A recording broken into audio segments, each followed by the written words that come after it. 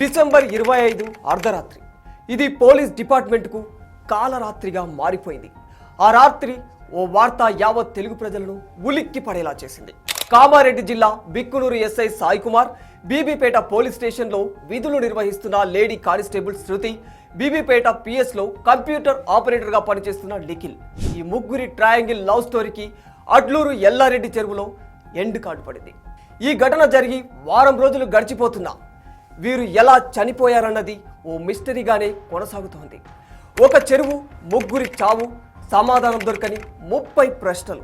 ఈ సినిమాను తలపించే ట్విస్టులు. అసలు ఈ ముగ్గురు కలిసి అడ్లూరు ఎల్లారెడ్డి పెద్ద చెరువుకు ఎందుకు వెళ్లారు? వీరి శరీరాలపై బలమైన గాయాలు, చెరువు గట్టుపై వీరి వస్తువులు. ఇంతకీ ఇవి హత్యలా, ఆత్మహత్యలా? ఆ రోజు అక్కడ ఏం జరిగింది? ఈ ముగ్గురి మృతి కేసులో బిగ్ ట్విస్ట్ ఏంటంటే, తనను ఎస్ఐ సాయి కుమార్ వేధిస్తున్నట్టు అప్పటికే కానిస్టేబుల్ శృతి మరో కానిస్టేబుల్కి మొరపెట్టుకుని ఏడ్చినట్టు తెలుస్తుంది. అక్కడితో ఆగకుండా తమకు రక్షణ కల్పించాలంటూ 15 రోజుల కిందటే జిల్లా ఎస్పీకి ఫిర్యాదు కూడా చేశాడట ఆపరేటర్ నిఖిల్. అయినా ఎస్పీ పట్టించుకోలేడు. ఎందుకు?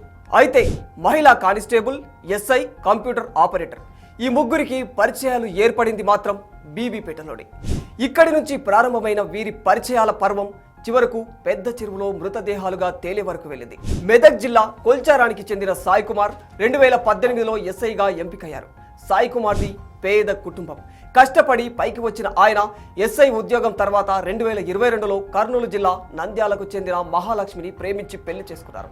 వీరిద్దరికీ 2 ఏళ్ల కుమారుడు కూడా ఉన్నాడు. మహాలక్ష్మి ప్రస్తుతం 5 నెలల గర్భవతి. ఇక గాంధారి మండలం గుల్జాల్ గ్రామానికి చెందిన కానిస్టేబుల్ శృతిది కూడా సాధారణ స్థాయి కుటుంబమే.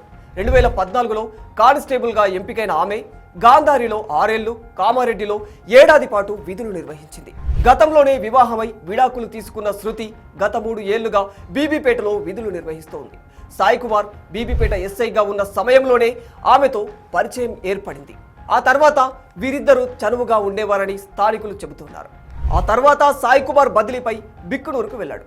అప్పుడు బీబీపేటకు చెందిన కంప్యూటర్ ఆపరేటర్ నిఖిల్తో శృతికి పరిచయం పెరిగింది. వీరిద్దరూ వివాహం కూడా చేసుకోవాలనుకున్నారు.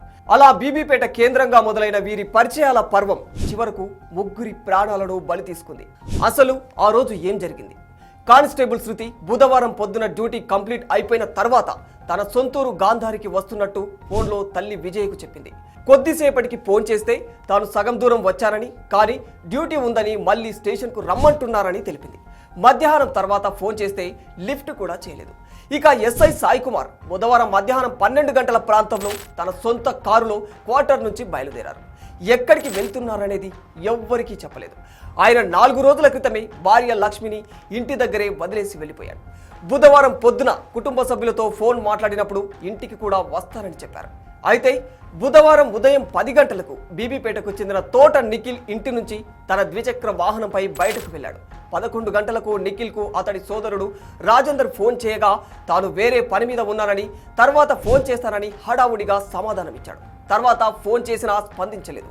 అసలు వీళ్ళు ముగ్గురు ఎక్కడ కలుసుకున్నారు? చెరువు వద్దకు ఎందుకు వెళ్లారు?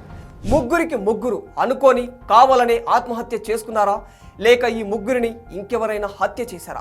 అసలేం జరిగింది? ఆ రోజు 11 గంటలకు Bikkanoor SI Sai Kumar toll plaza ప్రాంతంలో కారులో ప్రయాణిస్తున్న దృశ్యాలు సీసీ కెమెరాలో రికార్డ్ అయ్యాయి. ఇక శృతి బస్సులో, నిఖిల్ బైక్ పై ఎవరికి వారే వేరువేరుగా బయలుదేరారు. మధ్యాహ్నం 12 గంటలకు కామారెడ్డి మండలం నర్సన్నపల్లిలోని ఓ దాబా దగ్గర ముగ్గురు కలుసుకున్నారు. అక్కడే కలిసి భోజనం కూడా చేసినట్లు పోలీసులు చెబుతున్నారు. 1 గంటకు ముగ్గురు కలిసి ఎస్ఐ సొంత కారులో సదాశివనగర్ మండలం అడ్లూరు ఎల్లారెడ్డి చెరువు వద్దకు చేరుకున్నారు. ఈ చెరువు వద్ద ఏం జరిగింది? బీబీపేట పోలీసులు అక్కడికి వెళ్లి చూడగా చెరువు ఒడ్డున సెల్ ఫోన్ దొరికింది. సమీపంలోనే ఎస్ఐ సాయి కుమార్ కారు కూడా ఉంది. అందులో శృతి బ్యాగ్ ఉంది.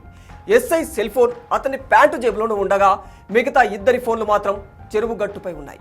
చనిపోయిన వారం రోజుల ముందు నుంచే ఈ ముగ్గురు ఫోన్లలో ఎక్కువగా మాట్లాడుకున్నారు. సాయి కుమార్ 2 ఫోన్లలో కలిపి 3 సిమ్లు వాడగా నిఖిల్ 2 ఫోన్లు వాడాడు. శృతి 1 ఫోన్ వాడింది. బుధవారం ఉదయం నుంచే ఒక్కచోటికి చేరేదాకా ఫోన్లో కంటిన్యూస్గా మాట్లాడుతూనే ఉన్నారు. జిల్లా అధికారులతో ఫోన్ కాన్ఫరెన్స్లో ఉన్న సమయంలో తప్ప మిగతా సమయమంతా ముగ్గురు మాట్లాడుతూనే ఉన్నట్టు తెలుస్తుంది.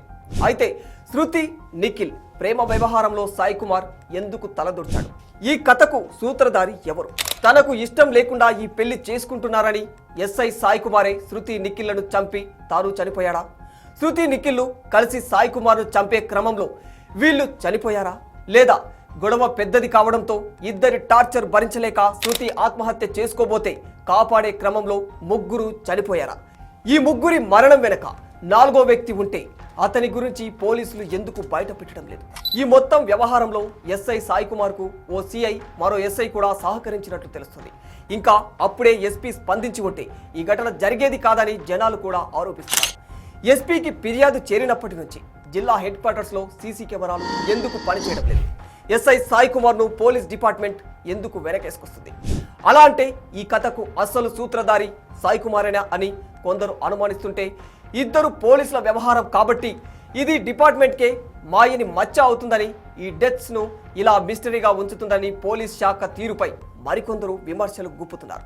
ఇందులో ఏది వాస్తవం అనేది చనిపోయిన ఆ ముగ్గురికి, డిపార్ట్మెంట్కి తప్ప మరెవరికి